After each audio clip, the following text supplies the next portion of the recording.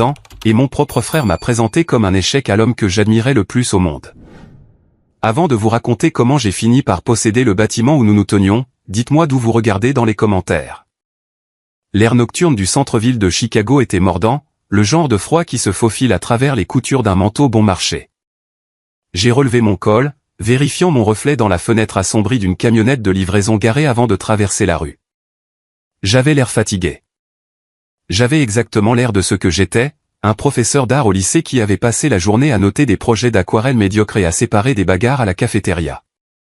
De l'autre côté de la rue, l'entrée du Zénith Gala était un monde différent. C'était une émeute de flash et de cordons de velours. Le stand du voiturier était un défilé d'ingénierie européenne. J'ai vu une élégante Porsche 911 GT3 argentée débouler au coin de la rue, le moteur rugissant, bas et agressif. Elle s'est arrêtée au bord du trottoir avec le genre de droit que l'argent achète. La portière s'est ouverte et Parker en est sorti. Mon frère, 5 ans plus jeune, 3 pouces plus grand, et portant un smoking qui coûtait plus cher que ma voiture. Il n'est pas seulement sorti, il s'est élancé vers les caméras qui l'attendaient. Il a passé une main dans ses cheveux parfaitement coiffés, a affiché un sourire blanchi à une luminosité anormale, et a jeté les clés au voiturier sans même regarder l'homme. « Garde-la près », a dit Parker, assez fort pour que les badauds l'entendent. Je pourrais avoir besoin de partir rapidement. Mes parents, George et Barbara, sont sortis de l'arrière d'une berline louée juste derrière lui. Ma mère ajustait ses perles, l'air anxieuse. Mon père scannait déjà la foule, cherchant quelqu'un d'important à serrer la main. Ils flanquaient Parker comme des gardes du corps, ou peut-être comme des fidèles à l'hôtel de leur enfant prodige. J'ai pris une grande inspiration et j'ai traversé la rue. Je n'étais pas sur la liste des invités. Pas vraiment. J'étais l'invité supplémentaire, l'oubli. Matthew. Ma mère m'a aperçu en premier. Son sourire a vacillé une fraction de seconde avant qu'elle ne le replace. Elle a scanné ma tenue, un costume que j'avais acheté en magasin il y a 5 ans.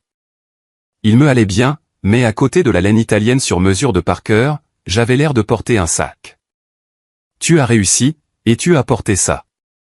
C'est un costume, maman, ai-je dit, me penchant pour l'embrasser sur la joue. Elle sentait le parfum cher et la laque. C'est bien, a grommelé mon père, vérifiant sa montre. Essaie juste de rester en arrière-plan, Matt. Ce soir, c'est la grande soirée de Parker. Nous ne voulons aucune distraction. Heureux de te voir aussi, papa, ai-je dit. Parker s'est retourné, ses yeux glissant sur moi. Salut, frangin. Content que tu aies pu venir. Essaie de ne rien renverser sur les investisseurs. D'accord? La note de nettoyage ici est un meurtre. Il a ri. Mes parents ont ri. J'ai forcé un sourire. Félicitations pour la nomination, Parker. Nomination, a ricané Parker, ajustant son nœud papillon en soie. C'est pratiquement un couronnement. Matt, le projet Zénith est le joyau de la ville. Theodore Ramsey reconnaît le talent quand il le voit. Theodore Ramsey, le promoteur milliardaire, l'homme qui avait remodelé l'horizon de 3 continents. C'était une légende. Et ce soir, il était censé annoncer la firme de Parker comme chef de file pour la nouvelle tour Skyline. Nous sommes entrés. La salle de bal était caverneuse, éclairée par des chandeliers qui ressemblaient à des cascades gelées. Des serveurs flottaient dans la foule avec des plateaux de champagne. J'ai pris un verre juste pour avoir quelque chose à faire de mes mains. Je me suis dirigé vers le bord de la pièce, sortant un petit carnet de croquis abîmé de ma poche intérieure. C'était une habitude nerveuse. Chaque fois que je me sentais déplacé, ce qui était souvent autour de ma famille, je dessinais. J'ai commencé à esquisser les détails structurels du plafond voûté, notant la façon dont les colonnes porteuses étaient déguisées par des moulures décoratives. Matthew, range ça, a sifflé ma mère, apparaissant à mon coude. Tu ressembles à un écolier qui fait ses devoirs. Mélange-toi, mais ne parle pas affaire. Laisse ça à Parker. J'ai glissé le livre dans ma poche. Où est-il? Il est là, a-t-elle indiqué. Avec Monsieur Ramsey. Au centre de la pièce, un cercle s'était formé. Au cœur de celui-ci se tenait Theodore Ramsey. Il avait 60 ans, des cheveux argentés et des yeux qui semblaient pouvoir couper du verre. Il n'était pas bruyant. Il n'avait pas besoin de l'être. La gravité de son argent attirait tout le monde vers lui. Parker était juste là, riant trop fort à quelque chose que Ramsay avait dit. Mon père m'a donné un coup de coude. Viens, il faut qu'on aille lui dire bonjour. Je ne pense pas, allez, a insisté papa, me serrant le coude avec une force surprenante. Il nous faut une photo de famille avec Ramsay. C'est bon pour la marque. Nous avons traversé la foule. Parker nous a vus arriver et son sourire s'est resserré, mais il a joué son rôle. Il a passé un bras autour de mon épaule, appuyant son poids sur moi. Monsieur Ramsay, a dit Parker, sa voix retentissante. J'aimerais que vous rencontriez le reste du clan Miles. Mes parents, George et Barbara, et voici. Il m'a serré l'épaule un peu trop fort. C'est mon frère aîné, Matthew. Ramsay s'est approché. Il était intimidant. Il ne vous regardait pas seulement. Il vous inspectait. Il a serré poliment la main de mes parents. Puis il m'a regardé. Matthew, a dit Ramsay. Êtes-vous aussi dans l'industrie? La pièce est devenue silencieuse. Les gens écoutaient. C'était le moment pour Parker de briller, d'être le vainqueur gracieux. Parker a ricané. Ce rictus condescendant familier que je connaissais depuis l'enfance. Oh non, monsieur. Matthew n'est pas fait pour le monde très stressant de l'architecture. Il est. Eh bien, il est professeur d'art pour les enfants d'école primaire. Peinture au doigt et œuvre en macaroni, n'est-ce pas, Matt? Une vague de rire poli mais cruel a traversé le cercle. Mon visage a rougi. Lycée, ai-je corrigé doucement. J'enseigne la perspective et l'histoire de l'art. C'est ça. C'est ça. Parker a agité la main d'un geste dédaigneux. Le fait est qu'il est l'esprit créatif de la famille, mais à une échelle beaucoup plus petite. Je construis des gratte-ciel. Il renforce la confiance des adolescents. Nous sommes très fiers de lui, d'une certaine manière. C'est une sorte de récit édifiant pour notre famille sur l'ambition. Ma mère a soupiré bruyamment. Un son de martyr pratiqué. Il manque juste d'ambition, monsieur Ramsay. Toujours. Mais il est heureux et c'est ce qui compte. Quelle déception, a murmuré mon père à voix basse. Mais dans le silence du cercle, c'était audible. Mais nous l'aimons. C'était une leçon magistrale d'humiliation. Ils avaient dépeint toute mon existence comme un échec en 3 phrases. Ramsay n'a pas ri. Il n'a même pas souri. Il est resté là, tenant son verre de champagne, fixant Parker. Le silence s'est étiré. Il est devenu inconfortable. Le rictus de Parker a vacillé. Intéressant, a dit Ramsay. Sa voix était douce, à peine un murmure, mais elle portait.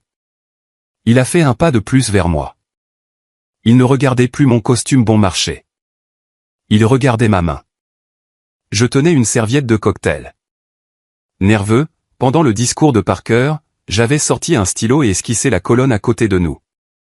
Je n'avais même pas réalisé que je le faisais. Puis-je, a demandé Ramsay. J'ai gelé. Ce n'est rien, juste un gribouillis. Ramsay a délicatement pris la serviette de mes doigts.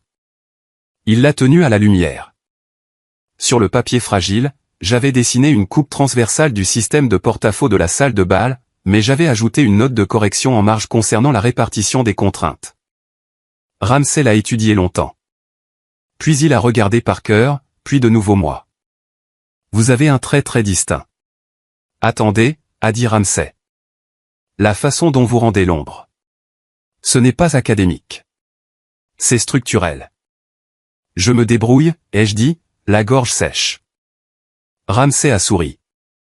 Ce n'était pas un sourire social poli. C'était le sourire d'un prédateur qui venait de trouver une proie. Dites-moi, Matthew, ce style de dessin. Il ressemble remarquablement au croquis préliminaire de l'Atrium Zénith. Ce que Parker a soumis pour le concours. Parker s'est étouffé avec sa boisson. Eh bien, monsieur, nous partageons des gènes. Une écriture similaire, un style de dessin similaire.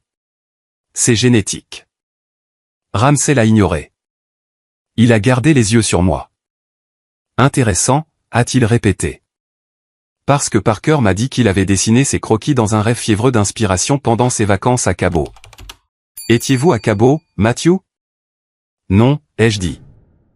J'étais à Chicago en train de corriger des copies. Je vois. Ramsay a plié la serviette et l'a placée soigneusement dans sa poche de poitrine, juste à côté de son mouchoir en soie.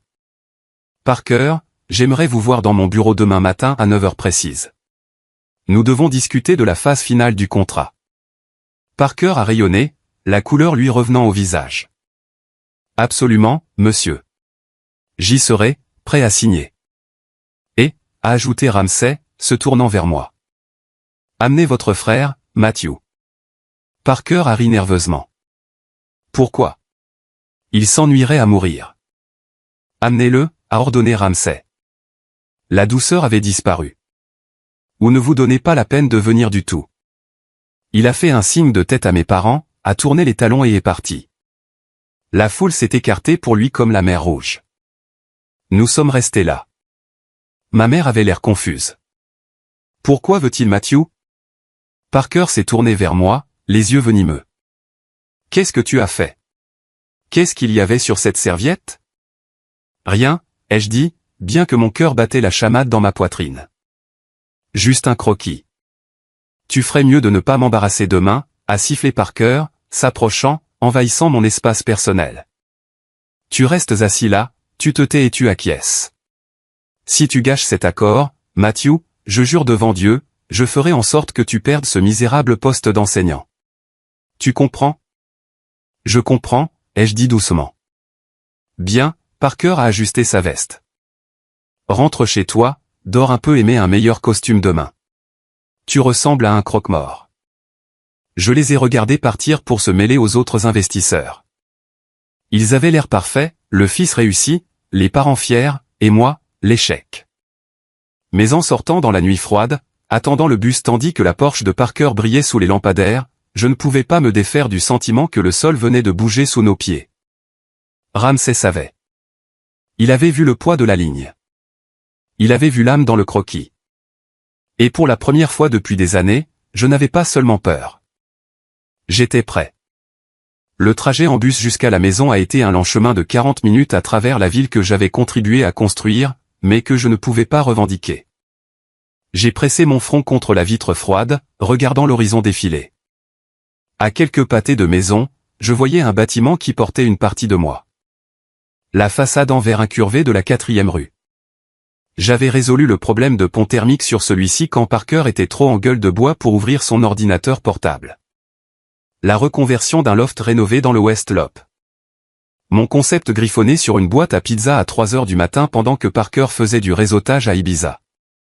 Je suis descendu à mon arrêt et j'ai marché 2 pâtés de maison jusqu'à mon appartement. C'était un studio, exigu et sentant légèrement la térébenthine et le vieux café. Mes parents le qualifiaient de triste. Je le qualifiais d'abordable. J'ai jeté mes clés sur la petite table et me suis effondré sur le canapé. Mon téléphone a vibré.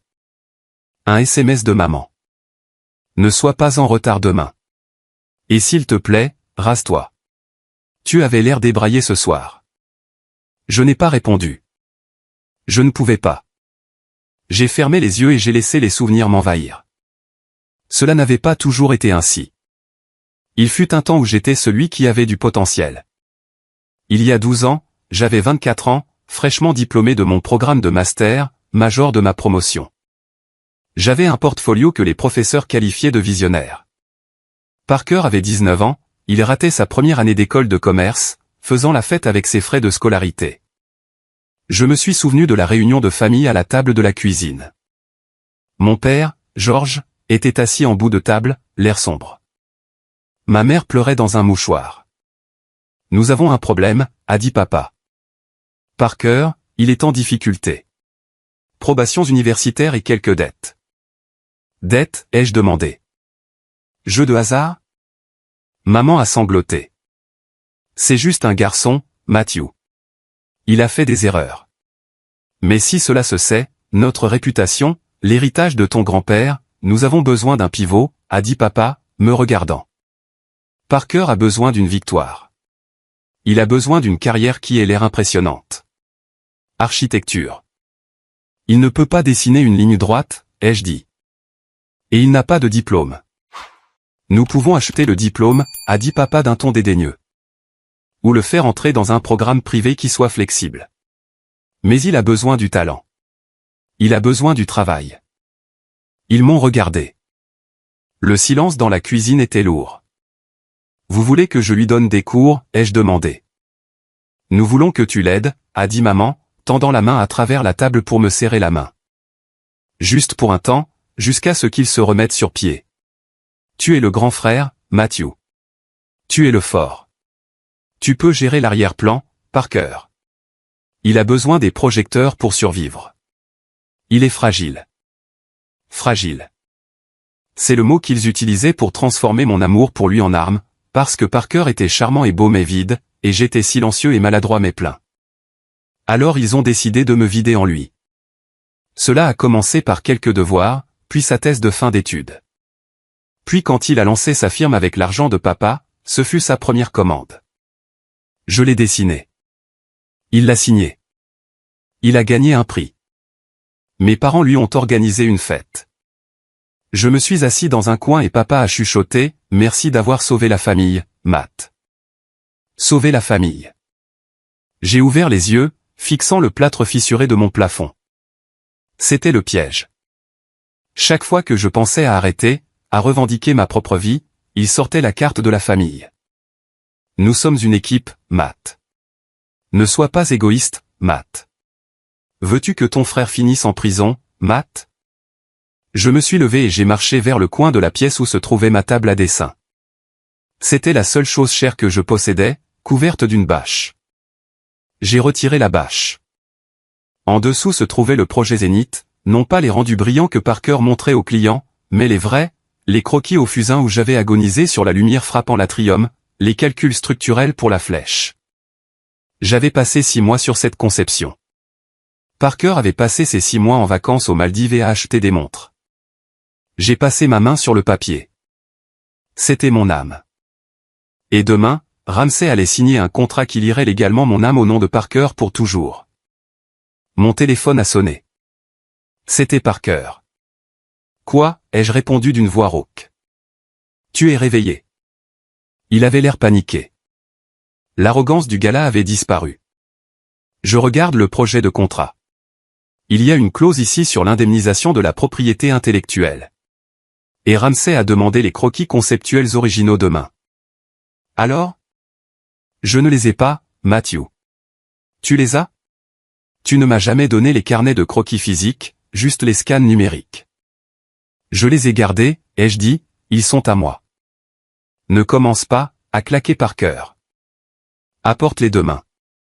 Ramsey veut voir le processus. Si je me présente les mains vides, il se retire. S'il se retire, la firme coule. Si la firme coule, le prêt que papa a contracté sur la maison est exigible. Tu veux que maman et papa se retrouvent à la rue? C'était ça, le levier. Je les apporterai, ai-je dit, sentant le poids familier de la défaite s'installer dans ma poitrine. Bien. Et Matt? Oui. Ne dis rien de stupide. Remets juste les livres et laisse-moi parler. Tu n'es que l'assistant, l'archiviste. Compris. J'ai compris. J'ai raccroché. J'ai regardé le carnet de croquis. Je savais ce que je devais faire. Je devais y aller, remettre le travail de ma vie, et regarder mon frère en prendre le mérite encore une fois. C'était le script que j'avais suivi pendant une décennie. Mais ensuite, je me suis souvenu des yeux de Ramsey. Intéressant. Il ne m'avait pas regardé avec pitié.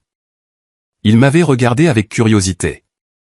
Je me suis assis à la table à dessin. Je n'ai pas dormi cette nuit-là. Au lieu de cela, j'ai ouvert une nouvelle page et j'ai commencé à dessiner. Pas pour Parker. Pas pour le Zénith.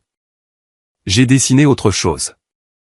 Une structure complexe, impossible, qui défiait la gravité.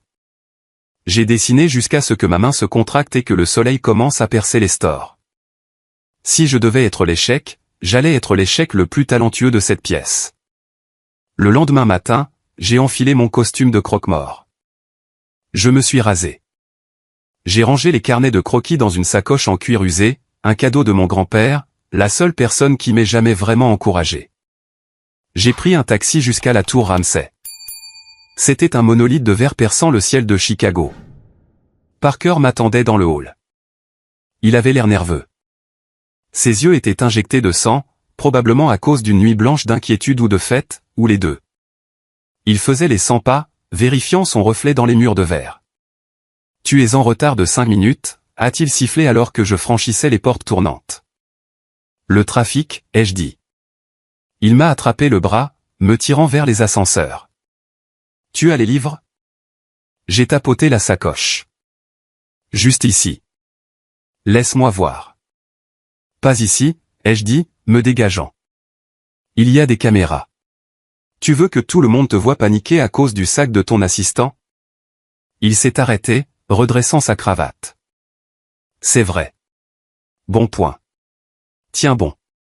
On monte, on sourit, on lui montre les croquis, on signe, et ensuite tu peux retourner à ce que tu fais. »« J'enseigne, ai-je dit. »« Oui, ça. » Le trajet en ascenseur fut une ascension silencieuse vers le jugement. Mes oreilles ont claqué quand nous avons dépassé le 40e étage. Parker vibrait d'une énergie nerveuse. Il n'arrêtait pas de vérifier sa montre, ses manchettes, ses cheveux. Il m'aime bien, a murmuré Parker à lui-même. Ramsay aime les visions audacieuses. Je suis audacieux. Je suis le visage. Tu n'es que les mains. Je suis le visage. Il le récitait comme un mantra. Les portes se sont ouvertes au dernier étage. La zone de réception était plus grande que tout mon immeuble d'appartement. Minimaliste, froide, chère. Une réceptionniste avec un casque a levé les yeux. Monsieur Miles. Et elle a fait une pause, me regardant. L'associé de Monsieur Miles, a dit Parker rapidement. Monsieur Ramsay vous attend dans la salle de conférence. Nous avons marché le long d'un long couloir bordé de maquettes architecturales de bâtiments célèbres. J'ai vu l'Empire State Building, le Burj Khalifa, et au bout, un piédestal vide, attendant la prochaine icône. Parker a poussé les lourdes doubles portes. La salle de conférence était entièrement vitrée, donnant sur le lac. Theodore Ramsay se tenait près de la fenêtre, le dos tourné vers nous. Il regardait la ville qu'il gouvernait. Monsieur Ramsay, a dit Parker, adoptant sa meilleure voix de vendeur. Bonjour. Quelle vue. Ramsay s'est retourné lentement. Il n'a pas souri. Asseyez-vous, a-t-il dit. Nous nous sommes assis. La table était une dalle de marbre noir. Il n'y avait pas de papier dessus, juste un seul crayon. J'ai examiné la proposition Zénith, a dit Ramsay, marchant vers le bout de la table. C'est brillant. La conception de l'atrium est révolutionnaire. La façon dont elle gère la lumière naturelle, c'est presque spirituel. Parker a bombé le torse.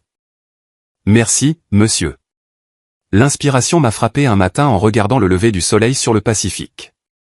J'ai juste pris une serviette et... Arrêtez, a dit Ramsay doucement, mais c'était comme un coup de fouet. Parker s'est figé. J'ai vérifié les journaux de vol, Parker, a dit Ramsay, sa voix dépourvue d'émotion. Vous n'étiez pas à Cabo lorsque ces dessins préliminaires ont été datés. Vous étiez à Vegas.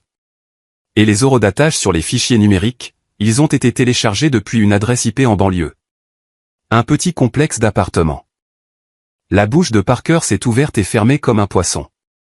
Monsieur, j'ai un serveur distant. Mon flux de travail est complexe. Vraiment? Ramsay m'a regardé. Matthew, ouvrez votre sac. Parker m'a lancé un regard de terreur. Ne le fais pas. Ses yeux hurlaient. J'ai hésité. C'était le moment. Le précipice. Ouvrez-le, a répété Ramsay. J'ai détaché les sangles en cuir. J'ai sorti les 3 carnets de croquis noirs. Ils étaient usés, cornés. Ils sentaient le graphite et l'effort. Je les ai fait glisser sur la table en marbre. Ramsay a posé sa main dessus. Il ne les a pas encore ouverts. Parker, a dit Ramsay, j'ai un simple test pour vous. Un défi de conception, ici, maintenant. Un quoi, a balbutié Parker. Un test, a dit Ramsay. Il a pris le crayon sur la table et a fait glisser une feuille de papier vierge vers Parker. Dessinez-moi le détail de connexion pour la flèche principale. Juste un croquis rapide. Montrez-moi comment la charge est transférée à la fondation. Si vous l'avez conçue, vous la connaissez par cœur. C'est la colonne vertébrale du bâtiment. La pièce est devenue silencieuse. Le bourdonnement de la climatisation sonnait comme un moteur d'avion. Parker a fixé le papier. Il a pris le crayon. Sa main tremblait tellement que la pointe tapait contre la table. Tape, tape, tape. Il m'a regardé. Désespoir. Panique. Je suis plutôt un concepteur, monsieur, a ri Parker nerveusement. J'ai des gens pour les détails techniques. Ma vision est globale. Le visionnaire connaît les entrailles de sa création, a dit Ramsay froidement. Dessiner. Parker a posé le crayon sur le papier. Il a dessiné une ligne, puis un cercle. Cela ressemblait à une sucette. C'était pathétique. C'était le dessin d'un homme qui n'avait pas touché une table à dessin depuis 10 ans. Ramsay l'a regardé pendant une minute entière. Puis il a tendu la main et a délicatement pris le crayon de la main de Parker. C'est ce que je pensais, a chuchoté Ramsay. Il s'est tourné vers moi. Il a fait glisser le papier et le crayon devant moi. Matthew, a-t-il dit. Montrez-lui. Le crayon était chaud dans ma main. C'était un Staedtler Mars Lumographe 2B. De haute qualité. Le bois était lisse. J'ai regardé Parker. Il était pâle, transpirant à travers son fond de teint chair. Il avait l'air petit. Pour la première fois de ma vie, je n'ai pas vu l'enfant prodige. J'ai vu un enfant effrayé qui avait construit un château sur le sable. Matt, a chuchoté Parker, sa voix tremblante. Non. J'ai regardé Ramsay. Son expression était illisible, mais ses yeux étaient patients. J'attends. J'ai pris une inspiration et j'ai commencé à dessiner. Ce n'était pas une décision consciente. C'était de la mémoire musculaire. C'était 10 ans de nuit passées courbées sur une table pendant que Parker dormait. C'était la colère, la frustration, le silence, tout cela s'échappant à travers le graphite. J'ai dessiné la connexion de la flèche. Je n'ai pas seulement dessiné la forme. J'ai dessiné les forces. J'ai utilisé des traits lourds et sombres pour les éléments de compression, des lignes légères et aériennes pour les câbles de tension. J'ai assuré les ombres. J'ai ajouté des notes dans mon écriture distincte et carrée, la même écriture que Ramsay avait vue sur la serviette. Transfert de charge par treillis radial. Système d'amortissement secondaire requis pour le cisaillement du vent. Le bruit du crayon grattant le papier était le seul son dans la pièce. Grattement. Grattement. Grattement. Grattement. C'était le son de la vérité. J'ai travaillé pendant 10 minutes. Quand j'ai eu fini, j'ai posé le crayon. Ramsay a pris le dessin. Il l'a tenu côte à côte avec l'un des carnets de croquis qu'il avait ouverts. La correspondance était indéniable. Le style, la confiance, l'âme. C'était identique. C'est magnifique, a dit Ramsay doucement. Il a regardé Parker. Sortez. Parker s'est levé. Sa chaise a grincé bruyamment sur le sol. Monsieur, s'il vous plaît. Laissez-moi vous expliquer. C'est une collaboration. Je fournis la direction, Matthew exécute juste. C'est un technicien. Il ne peut pas diriger une entreprise. C'est un professeur d'école. C'est l'architecte, a dit Ramsay, sa voix devenant dure. Vous êtes un fraudeur. Vous ne pouvez pas faire ça, a crié Parker, perdant son sang-froid. Mes parents, nous avons un accord verbal. Le communiqué de presse est rédigé. Je me fiche de votre communiqué de presse, a dit Ramsay.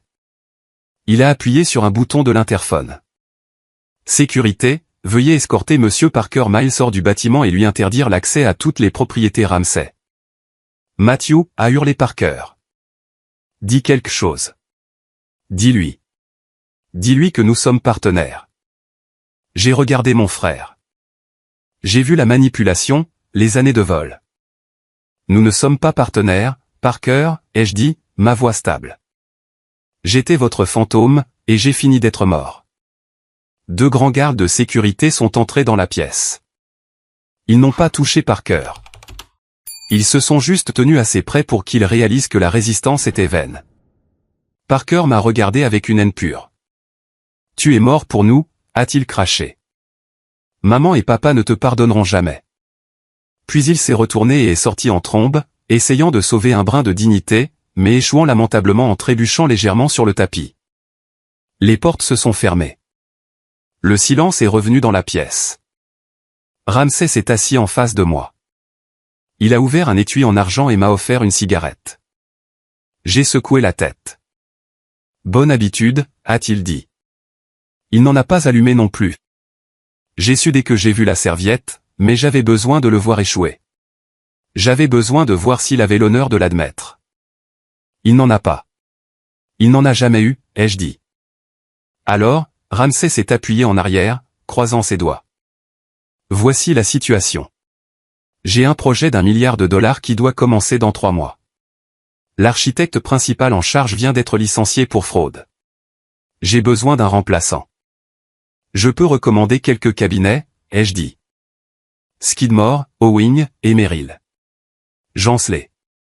Ramsay a ri. Un son sec et rauque. Je ne veux pas d'un cabinet, Matthew. Je veux l'esprit qui a conçu cet atrium. Je vous veux, vous.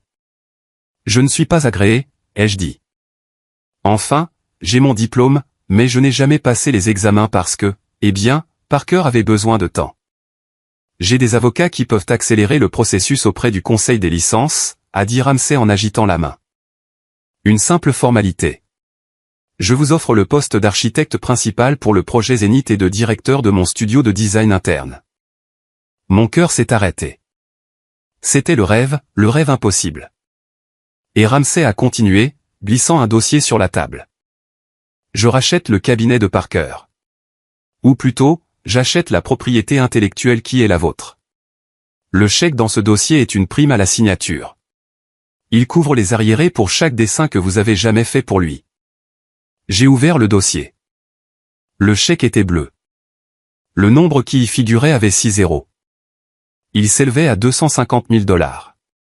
Pourquoi, ai-je demandé. Pourquoi tant de problèmes? Ramsay a regardé par la fenêtre. Il y a 15 ans, j'étais presque en faillite. Une jeune consultante a sauvé mon entreprise. Elle travaillait dans l'ombre. Elle a laissé son patron en prendre le mérite. Je n'ai rien dit à l'époque. Je l'ai vu se faire écraser. Je me suis promis que si je revoyais ce schéma, je le briserais. Il m'a de nouveau regardé. Le talent est rare, Matthew. Le courage est plus rare. Aujourd'hui, vous m'avez montré les deux. J'ai touché le chèque. Il semblait réel. Une condition, ai-je dit. Nommez-la. Mon nom figure sur le bâtiment. En grandes lettres sur la première pierre. Fait, a dit Ramsay. Et la Porsche. Quoi? La voiture que Parker a conduite ici. Elle est louée au nom de l'entreprise, que je contrôle maintenant de fait en attendant le procès que je suis sur le point d'intenter pour fraude. Voudriez-vous les clés? J'ai pensé à Parker jetant ses clés au voiturier. J'ai pensé au bus. Non, ai-je dit, renvoyez-la. J'achèterai ma propre voiture. Ramsay a souri, un sourire sincère cette fois. Bonne réponse. Maintenant, mettons-nous au travail.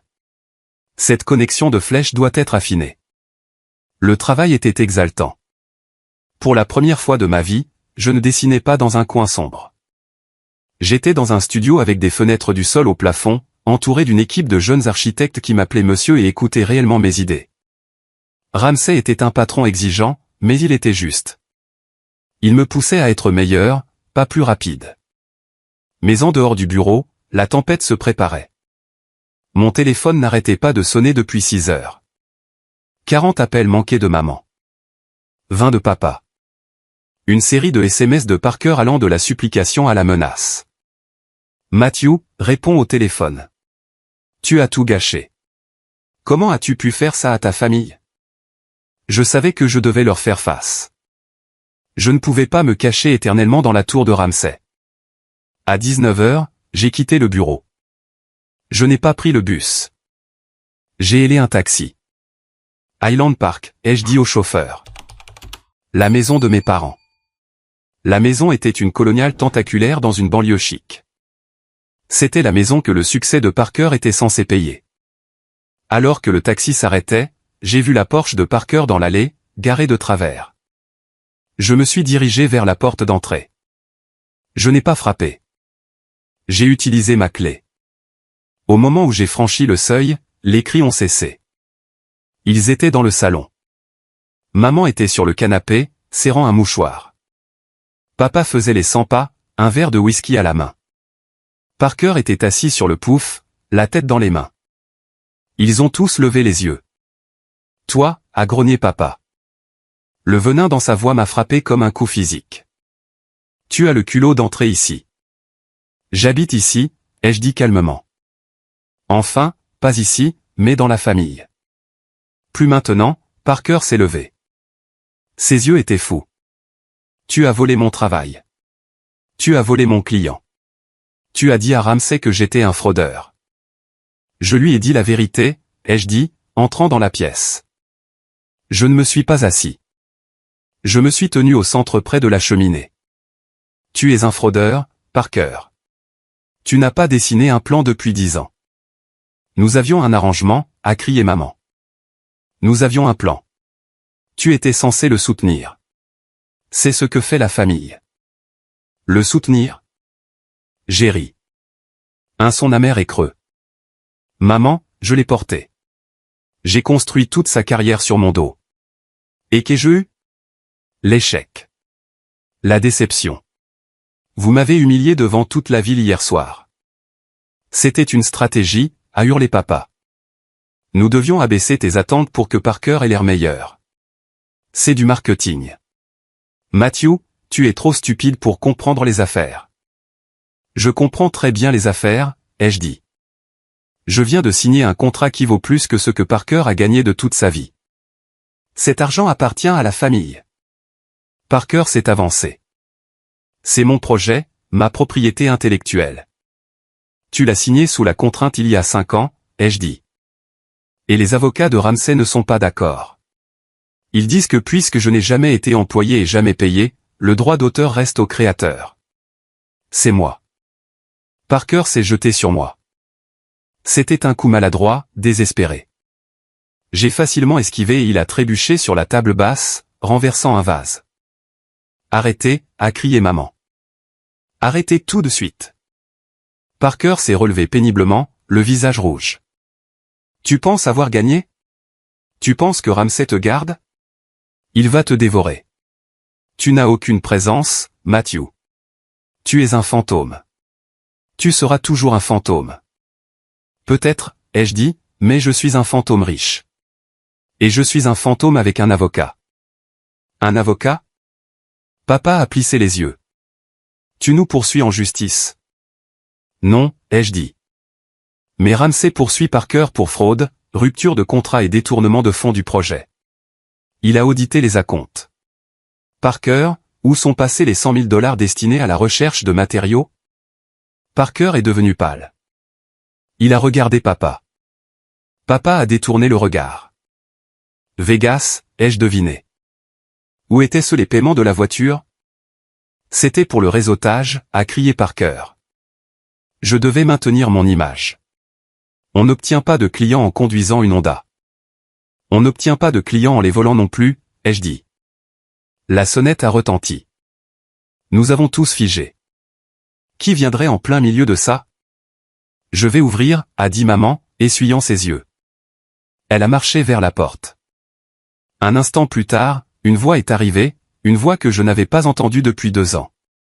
Bonjour, Barbara. J'entends qu'il y a une crise. J'ai pensé à apporter du vin. C'était tante Irène, la sœur aînée de ma mère, le mouton noir de sa génération. Elle est entrée dans le salon vêtue d'un trench coat et portant une bouteille de pinot noir. Elle a regardé le vase brisé, le visage rouge de Parker et ma posture de défi. Eh bien, a dit Irène, posant la bouteille. On dirait que les poulets sont enfin rentrés au bercail. Sors, Irène, a claqué papa. C'est une affaire de famille privée. Tais-toi, Georges, a dit Irène d'un ton désinvolte. Elle s'est approchée de moi et m'a embrassé sur la joue. Bonjour, Matthew. Tu as l'air plus léger. Salut, tante Irène. Pourquoi es-tu ici, a exigé maman. Parce que Savannah m'a appelé, a dit Irène. La tête de Parker s'est relevée brusquement. Savannah, ma fiancée. Ex-fiancée, je crois, a corrigé Irène. Elle m'a appelé il y a 1 heure. Elle fait ses valises. Elle voulait que je te dise qu'elle a laissé la bague sur le comptoir de la cuisine de ton appartement. Elle voulait aussi me donner quelque chose pour Matthew. Irène a fouillé dans son sac et en a sorti une épaisse enveloppe Kraft. Elle me l'a tendue. Qu'est-ce que c'est, ai-je demandé. Ouvre-la, a dit Irène. C'est la raison pour laquelle j'ai conduit 2 heures sous la neige. J'ai ouvert l'enveloppe. À l'intérieur se trouvaient des relevés bancaires, d'anciens datant d'il y a 12 ans, et une copie d'un testament. Le testament de mon grand-père. J'ai parcouru les documents. Mon souffle s'est coupé dans ma gorge. Grand-père m'a laissé de l'argent, ai-je murmuré. 50 000 $ pour un atelier d'art. Il l'a fait, a dit Irène, fixant ma mère. Il a créé une fiducie spécialement pour Matthew. Il savait que Parker était le favori et il voulait s'assurer que Matthew ait un début. J'ai regardé les relevés de virement bancaire. La date était 2 semaines après la mort de grand-père. La totalité du montant, 50 000 $, avait été transférée. Où est-il allé, ai-je demandé, même si je commençais à deviner. J'ai tourné la page. Un virement à Porsche d'Amérique du Nord et un autre pour les frais de scolarité de l'Université de Californie du Sud. J'ai levé les yeux vers mes parents. Mes mains tremblaient. Vous avez volé mon héritage, ai-je dit. Ma voix était à peine un murmure, mais elle sonnait comme un coup de tonnerre dans la pièce silencieuse. Vous avez pris l'argent que grand-père m'a laissé pour mon atelier, et vous avez acheté une voiture à Parker. Maman a commencé à pleurer plus fort. Nous devions le faire. Parker n'a pas obtenu la bourse. Il avait besoin d'une voiture pour intégrer la fraternité. C'était un investissement dans son avenir. Nous pensions. Nous pensions que tu irais bien. Tu es tellement autonome, Matthew. Tu n'avais pas besoin d'aide. Parker avait besoin d'aide. J'ai senti des larmes me piquer les yeux, non pas de tristesse, mais de rage. Je mangeais des nouilles ramen et je vivais dans un sous-sol. Je faisais 3 boulots tout en faisant les devoirs de Parker. Et vous avez volé mon argent pour lui acheter un jouet. Ce n'était pas du vol, a crié papa, frappant son poing sur la cheminée. Nous sommes les fiduciaires. Nous avons décidé de l'allocation des ressources. C'était une décision familiale. Je n'ai pas participé à la décision familiale, ai-je hurlé en retour. Parce que tu n'as pas d'importance, a crié Parker. La pièce s'est figée. Parker se tenait là, haletant. Il a réalisé ce qu'il avait dit, mais il ne l'a pas retiré. Tu n'as pas d'importance, a répété Parker plus doucement cette fois, mais avec plus de malice. Tu es l'ouvrier, Matt. Tu es le personnel de soutien. Je suis la star. Cet argent a été gaspillé sur toi. Tu aurais juste acheté des peintures. Je l'ai utilisé pour construire un réseau, pour construire une marque. Une marque qui vient d'être licenciée, a dit Irène froidement. Une marque qui est sur le point d'être inculpée. Je les ai regardés. Ma mère pleurant son enfant prodige. Mon père justifiant son vol, mon frère croyant à ses propres mensonges. J'ai réalisé alors qu'il n'y avait rien à réparer. Aucune excuse n'allait venir. Ils ne m'aimaient pas. Ils m'utilisaient et ils me détestaient de cesser de les utiliser. J'ai fouillé dans ma poche. J'ai sorti le chèque que Ramsey m'avait donné, la prime à la signature. Je l'ai regardé une dernière fois. Puis je me suis dirigé vers la table basse et je l'ai posée. Qu'est-ce que c'est, a demandé papa, plissant les yeux. Ça, ai-je dit, c'est 250 000 $. Les yeux de papa se sont écarquillés. Il a tendu la main vers le chèque. J'ai violemment repoussé sa main. Ne le touche pas, ai-je dit. Je voulais juste que tu le vois. C'est ce que vaut mon talent. C'est ce que je vaux. J'ai repris le chèque et je l'ai plié dans ma poche. Je pars, ai-je dit. Ne m'appelez pas. Ne venez pas à mon bureau. Si vous essayez de me contacter, mon avocat déposera plainte pour le vol de la fiducie. La prescription n'a pas expiré pour la fraude par un fiduciaire. Matthew, s'il te plaît, a gémi maman. C'est ton frère. Je n'ai pas de frère, ai-je dit. J'ai un parasite et je viens de prendre le remède. Je me suis tourné vers tante Irène. Vous avez besoin d'un transport pour rentrer chez vous? Je conduisais, a-t-elle souri. Mais je vous suivrai. Allons dîner. C'est moi qui invite. Je suis sorti de la maison. L'air froid a frappé mon visage. C'était propre. Derrière moi, j'ai entendu les bruits de la dispute reprendre. Parker blâmant maman. Papa blâmant Parker. Ils se dévoraient vivants. Je suis monté dans le taxi. Conduisez, ai-je dit. Alors que nous nous éloignions, j'ai vu la maison disparaître dans le rétroviseur. Elle ne ressemblait plus à un foyer. Elle ressemblait juste à un bâtiment. Et je savais comment réparer les bâtiments cassés. Parfois, il faut les démolir jusqu'aux fondations et recommencer. Les mois suivants furent un tourbillon de béton, d'acier et de litiges. Ramsay ne plaisantait pas avec le procès. Il s'en est pris à Parker avec l'efficacité d'une équipe de démolition. Les experts comptables ont fouillé le cabinet de Parker. Ils ont tout trouvé. Les fausses factures, les vacances personnelles facturées comme visite de site, les paiements à SA Mills pour ses devoirs universitaires, tout a été exposé. Le Chicago Tribune a publié un article, Le gratte-ciel creux, comment un architecte prometteur a construit une carrière sur des mensonges. Ils n'ont pas beaucoup mentionné mon nom, ce qui me convenait parfaitement. J'ai été mentionné uniquement comme la source non créditée. La licence de Parker, qu'il avait obtenue grâce à une échappatoire et quelques heures falsifiées, a été révoquée. Il a déposé le bilan. La Porsche a été saisie. Je n'ai pas savouré sa chute. Honnêtement, je n'ai rien ressenti à ce sujet. J'étais trop occupé. Le projet Zénith prenait de l'ampleur. J'étais sur le chantier tous les jours à 6 heures du matin. Je portais un casque et des bottes, pas un costume. Je parcourais la grille d'armature avec les contremaîtres. Je vérifiais les soudures. Je discutais avec les ingénieurs structurels des charges de vent sur la flèche. Les calculs sont corrects, ai-je dit à l'ingénieur principal un après-midi poussiéreux. La treillis est redondante. Elle tiendra. C'est agressif, Matt, a dit l'ingénieur. Ramsay est généralement plus prudent. Ramsay m'a embauché pour être audacieux, ai-je dit. Faites confiance à la ligne. Et ils l'ont fait. Ils m'ont fait confiance. Un après-midi, j'étais dans la remorque du chantier, examinant les spécifications du verre, quand la porte s'est ouverte. C'était Savannah. Elle avait l'air différente, moins maquillée, portant un jean et un pull au lieu des robes de cocktail que je la voyais habituellement porter. Elle avait l'air fatiguée. « Salut, Matthew », a-t-elle dit. « Savannah », je me suis levé. Je ne peux pas parler du procès. Mon avocat a dit. « Je ne suis pas là pour Parker », a-t-elle dit. Elle est restée près de la porte. « Je voulais juste dire que je suis désolé. »« Tu n'as pas à t'excuser. »« Je le dois », a-t-elle dit. « Je savais, Matt.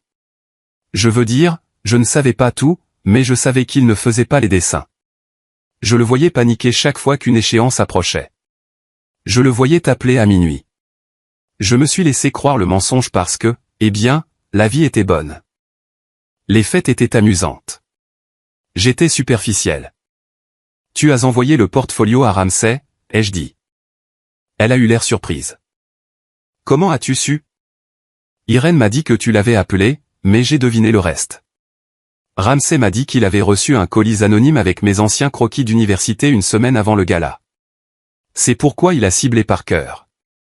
Savannah a hoché la tête. Je les ai trouvés dans le placard. Parker allait les brûler. Il a dit qu'il devait détruire les preuves. Je n'ai pas pu le laisser faire. Ils étaient magnifiques. Elle a fouillé dans son sac à main et en a sorti une clé. C'est la clé du condo, a-t-elle dit. C'est au nom de Parker, mais la banque saisit. J'ai déménagé. Je voulais juste que tu saches que tout le monde n'était pas aveugle. Certains d'entre nous ont juste choisi de ne pas voir. Et je le regrette. Où est-il, ai-je demandé. Il vit dans le sous-sol de tes parents, a-t-elle dit sombrement. Ils sont malheureux. Il les blâme. Il le blâme. C'est une boucle toxique. Tu t'en es sorti juste à temps. Merci, Savannah, ai-je dit, d'avoir sauvé les croquis. Bonne chance avec la tour, Matthew. Elle va être incroyable.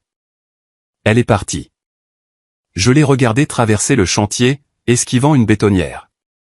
J'ai ressenti un sentiment de clôture dont je ne savais pas que j'avais besoin. Ce soir-là, Ramsay m'a appelé à son bureau. Rapport de situation, a-t-il dit. Nous sommes dans les délais, ai-je dit. L'installation du verre commence la semaine prochaine. Bien. Ramsay a fait pivoter sa chaise. J'ai un nouveau projet à Tokyo. Mixte, haute densité. Je veux que vous le dirigiez. Tokyo. J'ai cligné des yeux. C'est grand. Vous êtes grand maintenant, Matthew, a dit Ramsay. Il a jeté un magazine sur la table. C'était Architectural Digest. En couverture, une maquette du Zénith. Et en dessous, en lettres grasses, le fantôme sort de l'ombre. Matthew Miles redéfinit l'horizon de Chicago. Ils veulent une interview, a dit Ramsay. Et une séance photo. Je déteste les séances photo, ai-je dit, habituez-vous. Ramsay a souri. Oh, et encore une chose. Je me suis permis de commander une voiture de fonction pour vous puisque vous avez refusé la Porsche. J'ai une Jeep parfaitement fonctionnelle, ai-je dit. Elle est dans le garage, a dit Ramsay. Emplacement 1, jetez un coup d'œil en sortant. Je suis descendu au garage. À l'emplacement 1, sous les lumières fluorescentes, se trouvait une voiture. Ce n'était pas une voiture de sport. Ce n'était pas un jouet voyant qui attirait l'attention. C'était une Rolls-Royce Ghost, noir sur noir, puissante, silencieuse, imposante. J'ai passé ma main sur le capot. C'était une machine construite pour quelqu'un qui était arrivé, pas quelqu'un qui se précipitait pour aller quelque part. Je suis monté. Le cuir sentait le succès. J'ai démarré le moteur. C'était un murmure. Je suis sorti du garage et je suis allé sur Wacker Drive. Les lumières de la ville se reflétaient sur le capot. J'ai dépassé l'arrêt de bus où j'avais attendu dans le froid il y a des mois. J'ai vu un homme attendre là, l'air fatigué. Je ne me suis pas senti supérieur. Je me suis senti reconnaissant. J'ai conduit jusqu'au bord du lac. Je me suis garé et j'ai regardé l'eau sombre. Mon téléphone a vibré. C'était un numéro masqué. Je savais qui c'était. J'ai hésité à l'ignorer, puis j'ai répondu. Allô, Matt. C'était maman. Sa voix était cassée. Faible. Qu'est-ce que tu veux, maman? Nous avons besoin d'argent, Matt, a-t-elle pleuré. Les avocats, les frais de justice, ils prennent la maison. Parker et il est dans une mauvaise passe. Nous avons besoin d'aide. Juste un prêt. S'il te plaît, tu es riche maintenant. Tu as ce gros chèque. Je l'ai investi, ai-je dit calmement. Dans mon avenir.